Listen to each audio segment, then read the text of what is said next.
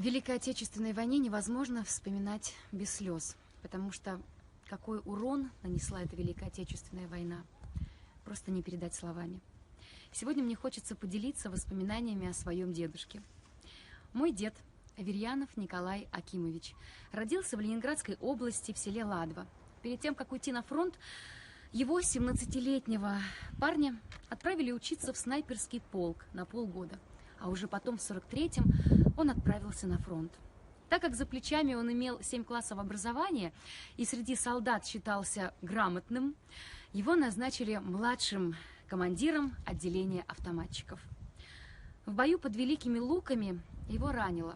Фашистская пуля разворотила правую руку. Когда он попал в санчасть, ампутировать руку он врачам не дал.